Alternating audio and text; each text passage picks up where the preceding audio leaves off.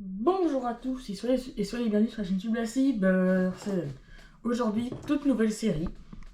On va faire un guide, enfin, un guide de plein d'appareils électroniques, par exemple des PC, de la RAM, des cartes graphiques, tous les composants de PC, plus des choses qui ont un rapport avec l'informatique, par exemple des imprimantes, des télés, des téléphones, des tablettes, etc. etc. J'espère que ça va vous plaire. Toute nouvelle série. Et on fera ça tous les vendredis d'un nouveau mois. Voilà. Donc chaque vendredi, par exemple, là on est en avril, et le prochain vendredi, mais en fait c'est un vendredi aléatoire, ça peut être le vendredi du dernier, ça va être le dernier vendredi du mois, ou le premier. Là, ça va être publié demain. Et bah voilà, j'espère que ça va vous plaire. Si ça vous a plu, n'hésitez pas à mettre en commentaire. Abonnez-vous, likez, et j'espère que ça va vous plaire. Et si vous avez d'autres trucs à dire, n'hésitez pas à mettre en commentaire.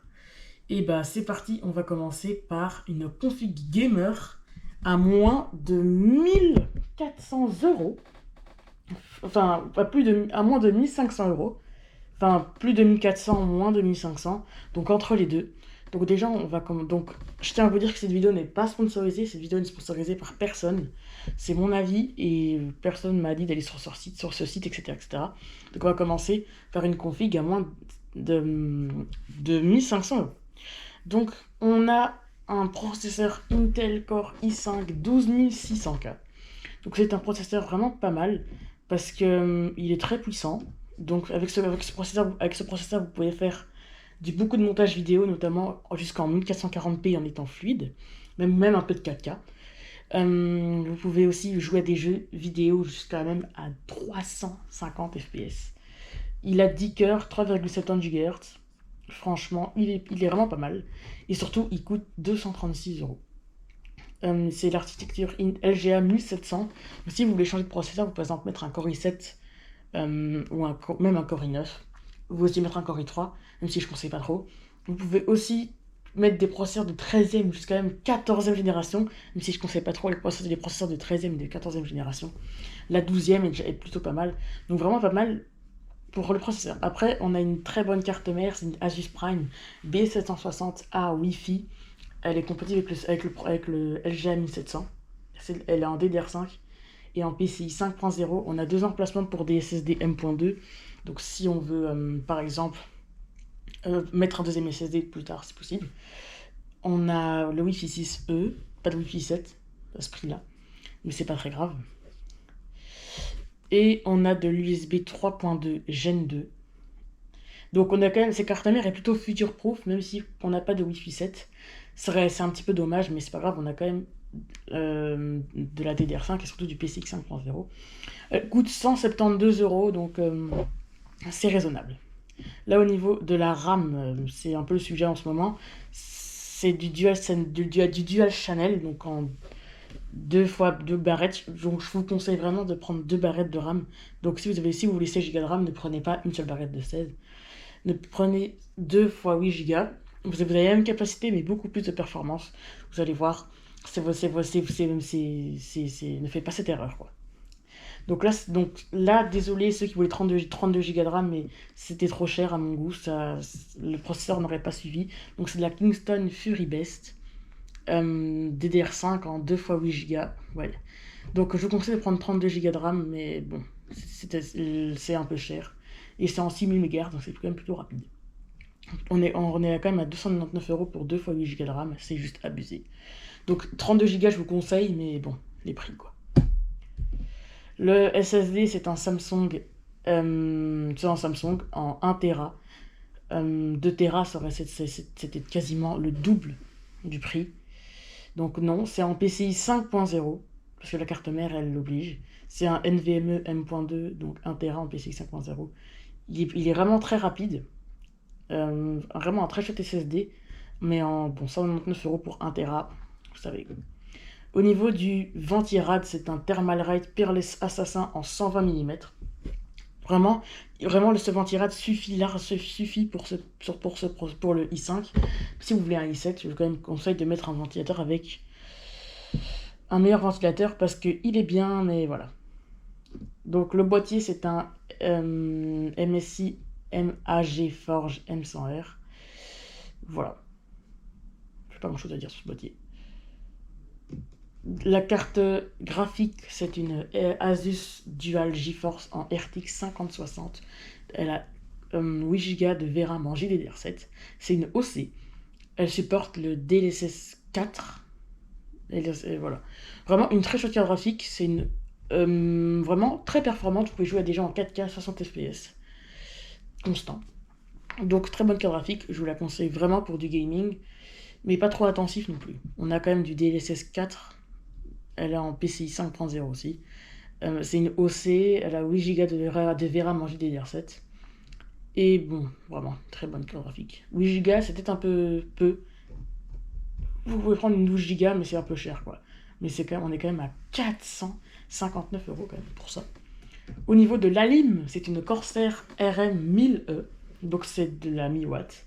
1000 watts, c'est en ATX. Elle vaut 174 € et elle est vraiment pas mal. Donc vraiment, c'est une très bonne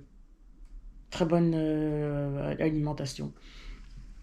Très bonne alimentation. Donc 1000 watts. Donc au moins, si vous voulez toujours rajouter quelque chose, vous pouvez toujours rajouter quelque chose parce que en 1000 watts, vous êtes tranquille. Par exemple, pour un water cooling, plus de RAM, plus de SSD, une carte graphique plus puissante ou un processeur plus puissant, vous pouvez. Et on arrive au prix, on est à environ plus de 1500 €. Donc une très très bonne config. Vraiment, surtout avec ce qui nous arrive en ce moment avec la crise de la RAM, très performante pour son prix, donc vraiment pas mal. Maintenant, on va passer à tout ce qui est PC, encore une fois. Donc là, on a un PC portable gamer. Donc voilà, c'est vraiment une série qui touche plein de sujets informatiques, plein de trucs.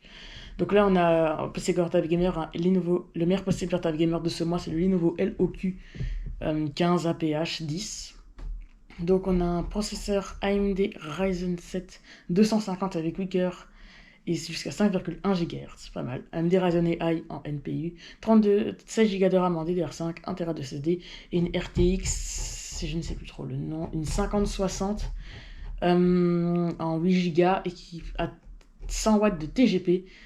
C'est quasiment comme le PC à 1500 € qu'on avait vu. Au niveau de l'autonomie, c'est 4 heures. Toujours. 170 watts de chargeur. Donc vraiment un très très bon PC gamer à 1300 €. En plus c'est un Lenovo, donc toujours aussi beau. Un écran 1920 x 1080 pixels, 15,6 pouces en 144 Hz. C'est du basique. Donc là on a le... Je vais déjà ouvrir. Voilà. Donc là, on a comme le meilleur PC pour de la bureautique et une utilisation basique, c'est le Asus VivoBook 14 X14 04VA. Pour 599 €, vous avez un Intel Core 5 en 120U, 10 cœurs, 5 GHz, 2 fois 8 Go de RAM en DDR4, 512 Go de SSD NVMe. On a 2 haut-parleurs en stéréo, une webcam en 720p, c'est un peu dommage, il tient quand même 7 heures sur batterie. 45 watts le chargeur, c'est un peu peu, mais sinon ça va. Bon bref, pour 599 €, un PC qui est quasiment... Vous pouvez quasiment tenir une journée de batterie sans le charger. Mais bon, faut quand même avoir le chargeur près de soi, parce que au cas où, on ne sait jamais. Mais vraiment, un très très bon PC, stylé. Et surtout, très petit, c'est un 14 pouces, donc un écran 1920 x 1080 pixels, 60 Hz. Donc c'est un écran 1920 x 1080 pixels, 14 pouces, 60 Hz, donc basique. Et il est vraiment très petit, tellement il est petit qu'on a même dû mettre le pavé numérique sur le touchpad. C'est pas très grave. Il est très silencieux aussi. On va passer au meilleur PC pour les entreprises.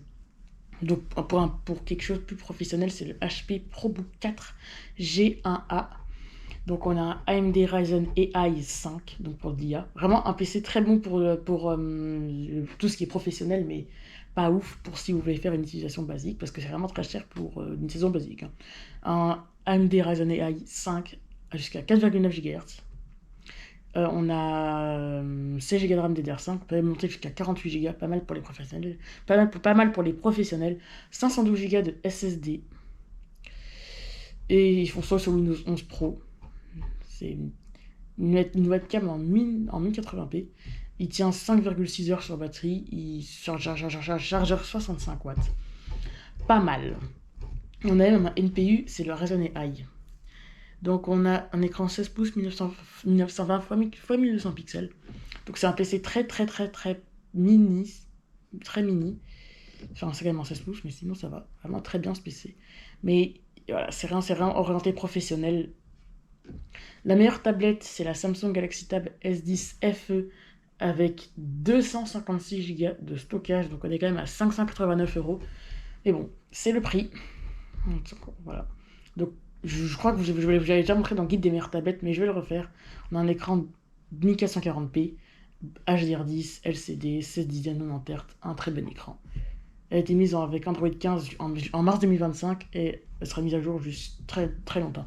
256 Go de stockage extensible avec carte microSD jusqu'à 2 Tera. Elle a quand même 12 Go de RAM. Le processeur est très très puissant. C'est un Samsung Exynos Mix 580 jusqu'à 3 GHz. Et bah vraiment, je vous conseille vraiment d'aller sur les sites Amazon. Je vous conseille vraiment d'aller sur ces sites où c'est Amazon Coolblue. Vraiment très bien ce site. Voilà, pour 589 €, vous avez une tablette plutôt performante qui est increvable niveau batterie et qui chauffe un petit peu, mais vraiment ça va. La meilleure tablette, je dirais, à ce prix-là. Donc là, on va passer au NAS. Donc c'est un Ugreen NAS Sync DH 4300. On a 4 emplacements pour les disques durs. Donc voilà, vous pouvez mettre des disques durs 2,5 pouces ou des SSD. Ou des disques 2,5 pouces ou des disques 3,5 pouces même. Donc au niveau du processeur, c'est un processeur RK à 2 GHz. On peut aussi le faire en serveur aussi, mais je vous conseille pas trop vraiment. Et vraiment, il est très bien pensé parce que pour ouvrir les disques, vous devez soulever la partie en haut et vous pouvez mettre les disques. Et donc vous pouvez avoir et pour 379 €, vous pouvez mettre 4 disques, mais les disques ne sont pas fournis, donc quand même voilà. Justement, le meilleur serveur pour une utilisation IA, c'est le Minis Forum MS S1 Max avec la puce AMD Ryzen AI Max 395 avec 128 Go de RAM en LPDDR5, mais Windows il en utilise un peu moins, ce qui est un peu dommage. Donc c'est de la DDR5, de la LPDDR5 en 8000 MHz. On a 2 Tera on peut aller jusqu'à 8 Tera de SSD, mais vous avez 2 Tera ou 1 Tera fourni. Et vous avez même du Wi-Fi 7. Vous avez Windows 11 Pro et ce PC est ce serveur est très bien pour une utilisation IA. Et pour faire un serveur Minecraft, où vraiment vous pouvez utiliser Docker dessus. Incroyable. En plus, vous pouvez aussi faire ça comme un serveur cinéma en mettant des films et vous pouvez regarder des films dessus. Vraiment. Pas mal. Donc maintenant, on était là. Donc là, on va passer dans l'autre fenêtre. Là, les meilleurs disques. Donc là, on va commencer par les meilleurs disques durs. Le meilleur disque SSD en 2,5 pouces, c'est un Samsung 870 Evo. 2,5 pouces. On peut aller. La meilleure version, je vous conseille, c'est la 500 Go. Mais la 1 Tera, elle vaut vraiment pas cher quand même, 161 €.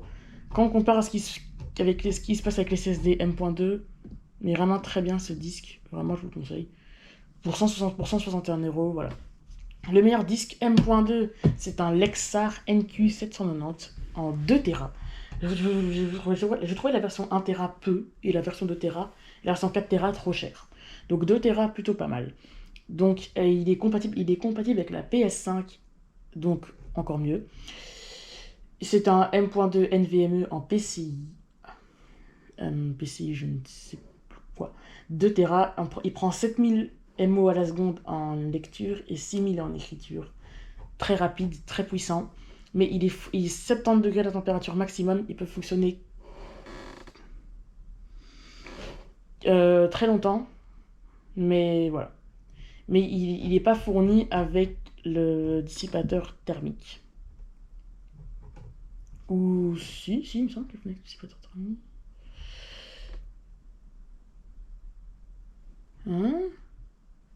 Bon, c'est pas grave, je crois qu'il est fourni, mais j'ai des doutes. Le meilleur SSD portable, cette fois-ci, c'est un SSD en 2 Tera chez Samsung, c'est le T9.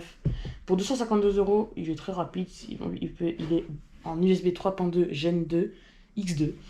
2 Tera en USB-C, bien évidemment. Il prend 2000 MO à la seconde en lecture et 1950 en écriture. C'est pas très rapide, mais on sait de la 2,5 pouces, bien évidemment.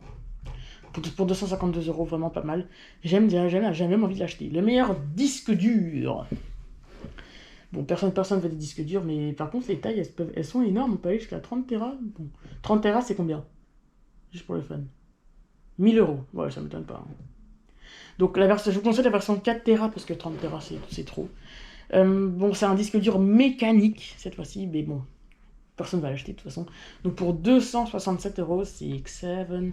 C'est un disque dur en 7200 tours par minute, en 4 Tera, 3,5 pouces.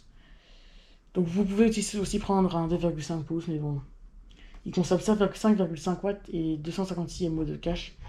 Et bon, c'est un disque dur, donc c'est un peu lent. La température maximale est de 65 degrés.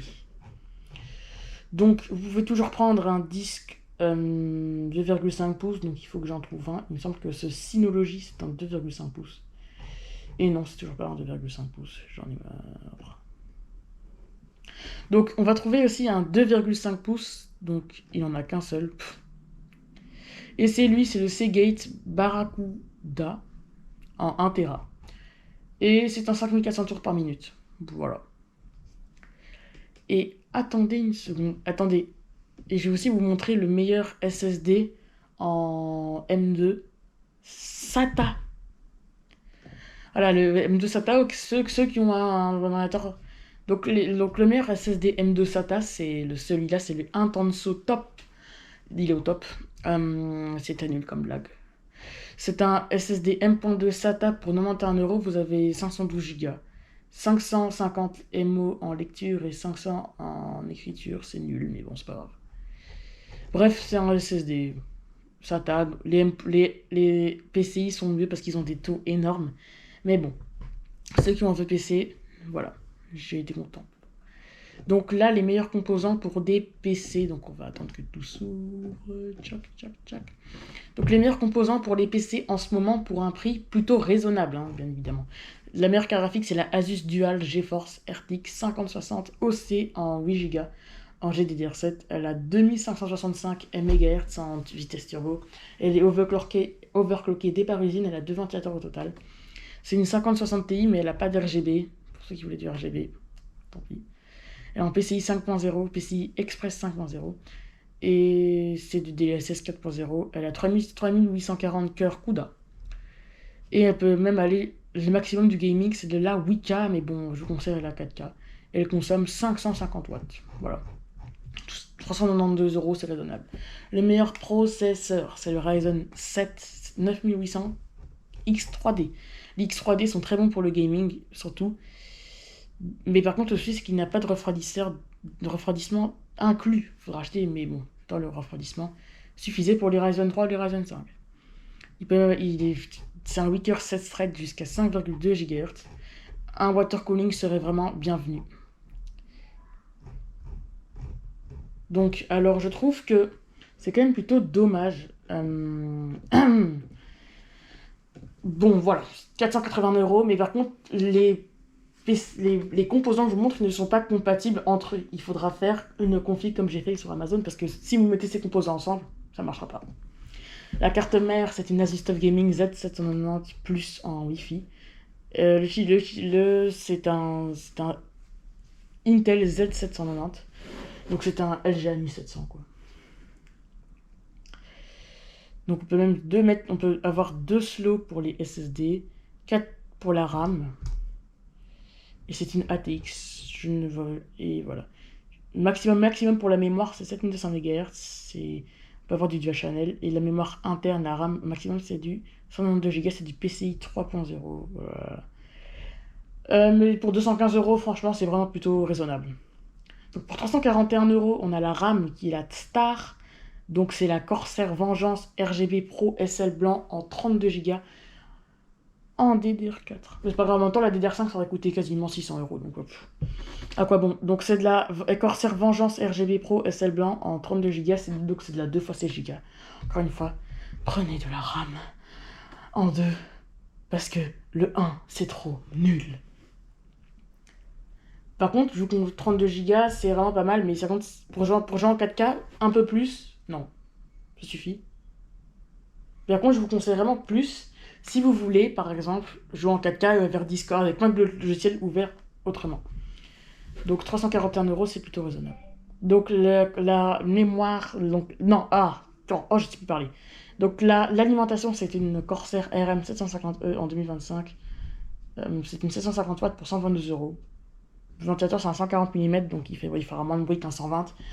Mais bon, très bonne alimentation encore. Et le boîtier, c'est un MSI MacForge M100R, donc pour 60 €. Et voilà. Donc là, on va passer à plein de choses. Plein. Donc le meilleur téléphone en ce moment, c'est le Samsung Galaxy A57 en 256 Go et en 5G avec le chargeur, le protège-écran et la coque du téléphone. Donc c'est en 256 Go en gris. Pour 661 €, vous avez quand même un téléphone plutôt performant. Il était mis en mars 2026 avec Android 16. Il sera encore mis à jour jusqu'en mars 2031. Et le processeur, c'est un très bon processeur jusqu'à un Samsung Exynos. C'est 1680. 256 Go de RAM, 256 Go de stockage avec 8 Go de RAM, qui n'est pas extensible à une carte microSD. 2 emplacements pour une carte SIM et la caméra est une très bonne caméra. 4K 30 fps, je précise. Écran 6,7 pouces, 120 Hz, Full HD, AMOLED, HDR10. Très bon écran encore. 45 watts, le chargeur maximum. Et la vitesse de chargement, c'est rapide, et la charge. Et wow. Et c'est le Samsung, voilà. 4 et 5G, Bluetooth 5.4, très bon. La meilleure télé cette fois-ci, c'est la Philips Ambilight en 55 pouces OLED 810 4K. C'est une télé 4K, 55 pouces, 140 cm. C'est une OLED 4K. Et on a le meilleur, c'est qu'on a l'Ambilight TV. L'Ambilight, pour ceux qui ne savent pas, c'est quand il y a des lumières, qui s'allument derrière la télé et qui prolongent l'image. Donc 1999 €, c'est pas mal. Le processeur, c'est un P5. Et par contre, il n'y a pas d'Ambilight sous l'écran. Voilà un peu, ça donne quoi l'Ambilight, quoi. Très beau, vraiment, très beau. Donc le taux de rafraîchissement, c'est du 100 Hz, même 140 Hz pour 144 Hz pour le gaming, c'est de la 4K. 55 pouces OLED, blablabla. C'est un Dolby Vision HDR10, HDR10+, HLG. Smart TV, c'est de Google TV, très bon encore une fois. Les haut-parleurs, c'est des très bons, selon Google. J'ai une télé chez moi, mais c'est pas celle-là, quoi. La meilleure carte micro SD, c'est une SanDisk Micro SDX. C'est une SDXC. En 256 Go, elle prend 130 MO à la seconde en écriture maximum. C'est une V30 pour ceux qui ont une GoPro. C'est très important, une V30.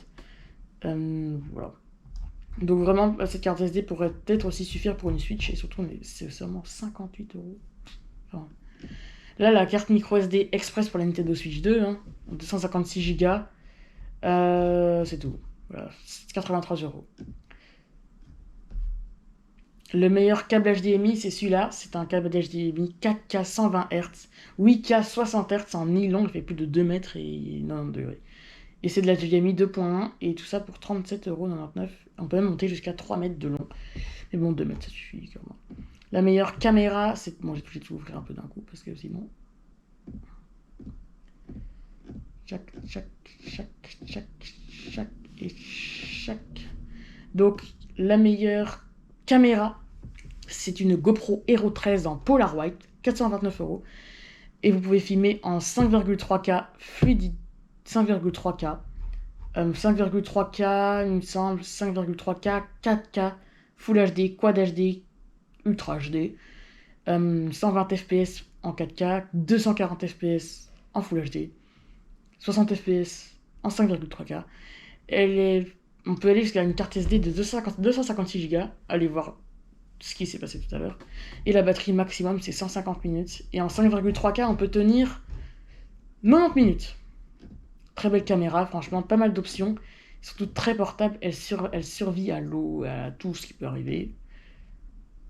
Par contre, elle ne survit pas aux éboulements de rochers. Elle survit à l'eau. Quand même à pas mal de chaleur, au froid aussi. Pas trop chaud non plus, parce que sinon on s'arrête. Mais par contre, elle ne survit pas aux éboulements, aux avalanches. Non. À la neige, elle survit. Alors la meilleure imprimante, voilà, vous voyez, cette imprimante là, je la conseille pas trop, mais je la conseille aussi. C'est une Brother MFC L8690 CDW. C'est une imprimante de 985 € quand même, mais elle a toutes les options. Les bonnes imprimantes, ça se paye quand même, mais c'est la meilleure imprimante que vous pourrez trouver sur le marché. Le seul défaut, c'est qu'elle est grande. Sinon, tout est bon. Les teneurs sont fournis et ils vous permettent d'imprimer jusqu'à 3000 pages en noir et blanc et 1800 pages en couleur. Elle permet d'imprimer elle imprime très très vite, 31 pages par minute. Et franchement, cette imprimante, elle permet d'imprimer, scanner, copier et scanner encore une fois. Et vous pouvez imprimer en couleur, recto verso automatique, recto verso A4. La page noir et blanc est faite en 15 secondes. Donc quand vous imprimez une page, vous perdez 7 centimes d'euros. Par contre, le poids, elle pèse 27,9 kg. Elle est extra large, cette imprimante, c'est énorme, vraiment. Elle est incroyable. Le Wi-Fi, c'est de la 2,4 GHz. NFC, un port Ethernet. On a un port USB type A en 2.0. Et elle est compatible avec Android, Chrome OS, Linux, Windows, iOS, macOS. Donc cette imprimante est vraiment très très très bien. C'est juste qu'elle coûte cher et qu'elle est un peu encombrante et grosse et longue et haute. Lourde. Le meilleur écran pour du gaming, c'est le Samsung Odyssey LS27 FG. Donc oui, encore une fois, les beaux écrans, ça se paye. Voilà. Très beau conseil. C'est un écran 27 pouces, 4K, 240 Hz. Par contre, pour monter jusqu'au 240 Hz, il faut connecter le PC en DisplayPort. Et par contre, l'écran n'est pas incurvé, mais par contre, c'est un écran OLED 4K 240 Hz et 0,03 millisecondes d'attente. C'est un très très très très bel écran. 16 neuvième, il est HDR. Encore une fois, le meilleur écran que vous trouvez sur le marché, cet écran. Il n'y a pas d'haut-parleur, pas de webcam, mais voilà. On ne peut pas tout avoir. Le meilleur hub USB, c'est lui, c'est le Citécom adaptateur multiport PD USB 5 en 1. Très bonne, donc vous avez une prise HDMI, 2 USB, 2 USB type C, 2 USB type A, 2 USB type C. Et il se connecte en USB-C. Mais il n'y a pas d'Ethernet. C'est dommage. Mais vous avez quand même de l'HDMI. Par contre, il demande quand même 7,5 watts. Vous pouvez connecter même l'écran en 4K 60 Hz. Et il peut même charger votre PC en 100 watts. Et il demande que 7,5 watts. C'est magique. Donc, on a un HDMI, 2 ports USB type A, 2 ports USB type C, mais une prise casque même. Mais il manque une seule chose. Un Ethernet. Sinon, ça aurait été le meilleur hub. La meilleure souris, c'est la Logitech G502X Plus Lightspeed. Donc, on peut l'avoir en noir ou en blanc. Et elle peut même avoir l'éclairage des périphériques, 103 €, mais il n'y a pas de chargeur inclus. C'est une souris sans fil, il y a 13 boutons. Mais par contre, elle tient 37 heures, donc il faut un peu la recharger, mais bon, ça va, quoi. Elle est pour les droitiers et les gauchers, donc vraiment pas mal. Et très très très très confortable. Elle est compatible avec Chrome OS, Windows et Mac OS. Elle doit sûrement être compatible. Elle doit être compatible avec Linux, mais bon, voilà. Très bonne souris, très ergonomique, très confortable. Le meilleur clavier, c'est le Logitech G915X Lightspeed. Donc c'est un Windows 11, donc, comme on peut le voir ici. Donc c'est un clavier sans fil, 100% complet. On peut l'avoir en noir ou en blanc, 194 €. Et l'RGB ne peut pas être réglé. Si, mais il faut mettre un logiciel. Voilà. Très bon clavier, mais quand même 193 €, mais très bon clavier. Le meilleur casque, c'est un SteelSeries Arctis Nova 7 Gen 2. Donc il est compatible avec les PC, la PlayStation et la Xbox. Ça aurait peut-être être plus un JBL, mais JBL, son trait était très bon. Donc il a un surround, il a un micro, et il tient 50 ans d'autonomie. Par contre, il pèse lourd, 324 grammes. À la fin, ça doit peut-être un peu faire mal aux oreilles, mais très très bien. Et 555 €, on a de très très bonnes basses. Moi qui adore écouter de la musique, je vais être content. Donc le meilleur grand haut-parleur comme ça, là, c'est le JBL Charge 5 Wi-Fi. Pour 144 €, vous avez un truc qui tient 20 heures d'autonomie. Il a une batterie externe intégrée, il est en stéréo, et vraiment, les basses, c'est les basses JBL, donc ça veut dire incroyable, les basses. JBL sont réputés pour avoir un très bon son, et les basses sont faites ici, et carrément ça bouge quand il y a des basses, et c'est vraiment un très chouette, mais très chouette haut-parleur, ou enceinte. Donc le mini PC le plus cool du moment, c'est le Acer RevoBox RB10202 CPW. Pour 899 €, vous avez un mini PC équipé d'un Core Ultra 7 256V, 16 Go de RAM en DDR. En DDR quoi, s'il vous plaît. En 16 Go de RAM en 1 Tera de SSD en M.2 NVMe en PCI, une carte graphique Intel Arc, vous savez. Ce PC n'est pas fait pour jouer aux jeux vidéo, mais vraiment pas mal pour initiation, montage vidéo surtout, pas pour les jeux vidéo. Donc on a un slot libre d'NVMe, et il demande 90 watts d'alimentation. Bon. Donc un très très bon PC orienté IA et montage vidéo, mais pas jeux vidéo. Et on a Intel AI Boost en NPU, et le processeur peut monter jusqu'à 4,8 GHz. Un très très bon mini PC qui peut se mettre, qui est très discret. Mais par contre, il manque juste une carte graphique dédiée, et ça aurait été incroyable. Donc on a un HDMI, un DisplayPort, 2 USB à l'arrière, 2 connexions Ethernet et la prise. Et là, on a les grilles d'aération. Sur l'avant, on a le bouton d'allumage, une prise casque, une prise USB type C et 2 USB type A. Donc un très très bon petit PC, tout petit, mini, rikiki, tout joli, tout mignon. Par contre, le seul bémol, il manque quelque chose, quoi. La carte graphique pour jouer aux jeux vidéo, mais le montage vidéo et le montage vidéo et l'IA est très très bon aussi. On pourrait même en faire un serveur IA si vous en avez envie. Mais ça fait cher le serveur AI, mais bon, c'est quand même beaucoup moins cher qu'un Minisforum MSS1 Max. Donc la meilleure console du moment, c'est la PS5 Slim Disc Edition. Donc on peut l'avoir en noir. Voilà ce que ça donne. En noir, ça donne ça. Par contre, en noir, c'est plus cher que le blanc. Vous perdez 50 €. Enfin, oui. Donc la version blanche est bien, surtout que à chaque fois qu'on pense à la PS5, on se dit « Oh, la PS5, elle est blanche !» Donc on n'a pas de deuxième manette et on n'a pas de station de charge incluse. Donc c'est la PS5 Disc Edition, donc on a 1 Tera de stockage. Si vous connaissez la PS5, j'espère, j'ai fait une vidéo dessus. Donc la PS5, elle peut aller jusqu'en 4K 120 Hz. Donc je sais pas si vous savez, mais il y avait aussi la Switch 2 qui était moins chère. Donc par contre, vous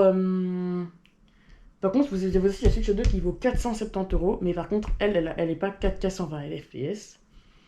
Et surtout, elle n'a pas de disque et ni de lecteur, elle n'a pas de lecteur de disque ni de lecteur Blu-ray, donc je me suis dit, vous allez peut-être mettre un peu plus d'argent dans une PS5. Enfin, vous allez peut-être mettre un peu plus d'argent dans une meilleure console quand même. Donc vraiment la PS5 Slim, plus petite que la PS5 Fat, mais plus petite aussi que la PS5 Pro. Donc la PS5 la plus petite et avec les mêmes performances que la Fat. Donc la meilleure PS5. Ouais. Et surtout la moins chère aussi. Mais attention, si vous l'achetez une PS5 Pro, le prix a augmenté. On est à 900 € maintenant. C'est cher. Le meilleur PC pour le gaming, c'est le Acer Aspire TC101. J'ai déjà présenté dans une vidéo. Donc il est équipé d'un Intel Core i5 13420H, donc pour processeur de PC portable, jusqu'à 4,6 GHz, 16 Go de RAM en 3200 MHz, 1 Tera de SSD en M.2 NVMe PCI. Et on a une carte graphique, c'est la Nvidia GeForce RTX 5060 en 8 Go. Et demande 500 watts au secteur. Donc le meilleur PC, le meilleur mini PC puissant quand même celui-là. C'est le HP Omnidesk Slim S03 0970 MD. Donc pour 799 €, vous avez un processeur Intel Core i7 14700, 5,4 GHz quand même, 16 Go de RAM, entre 600 et 600 MHz, 152 Go de stockage en M.2 NVMe SSD. Intel UHD graphique, donc pas de carte graphique parce que trop petit, et sinon on a un slow NVMe disponible.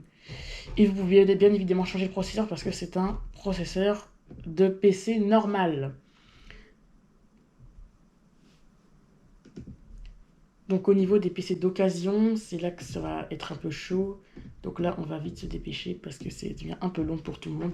Le meilleur PC en occasion, c'est le HP EliteBook 840G2, comme lui. Le meilleur mini PC en occasion, c'est le Intel NUC i5. Donc c'est le Intel NUC i7, i5 DNK. On a un i5 7300U, 8 Go de RAM DDR4, 120 Go de SSD M.2, très bon PC, mini PC. On a une Tour Gamer avec un i5 12400F, une RTX 3060 Ti, 16 Go de RAM en DDR4 et 512 Go de SSD. Donc un très bon PC pour du gaming. Et parce que surtout, le processeur n'est pas limité par la carte graphique et l'inverse. Donc au niveau du meilleur PC portable gamer, cette fois-ci c'est le Asus ROG 17, donc avec un écran 17 pouces. Voici à quoi il ressemble. Donc les anciens Asus ROG n'étaient pas très jolis, mais vraiment pas mal. On a un Core i7, on a une GeForce 960M, on a un i7 quand même, donc vraiment. On a le SSD, c'est un M.2, je sais pas si c'est fatigué. Enfin, je sais pas si c'est un c'est un 512 Go. Voici les specs, quoi. On a un Core i7, 16 Go de RAM, 512 Go de SSD. On a un vrai GPU, on peut même monter jusqu'à 32 Go de RAM DDR4. On a un emplacement d'un SSD SATA 2,5 pouces. Et il coûte 319 €, donc vraiment très très bien pour commencer à jouer. La meilleure console en occasion, c'est la Switch OLED, parce qu'elle vaut moins de 200 € des fois. Vraiment, vous connaissez la Switch OLED, je vais bientôt faire une vidéo dessus. Et le meilleur PC en tour pour une utilisation quand même plutôt pas mal, c'est le Lenovo P520.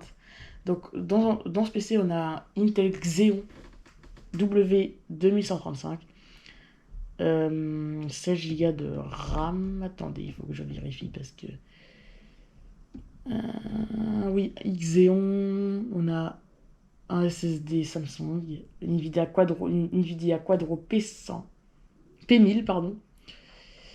Et c'est tout. Donc vraiment, voilà.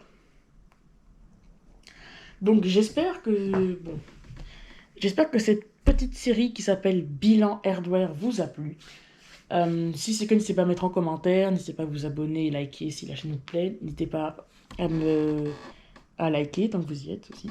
À mettre un commentaire, à s'abonner et voilà. Vous connaissez. Si cette série vous a plu, n'hésitez pas à me dire en commentaire pour que je fasse le mois prochain, un vendredi. Et moi je vous dis à bientôt pour de prochaines vidéos. Et c'était une prochaine tube à cyber. Ciao.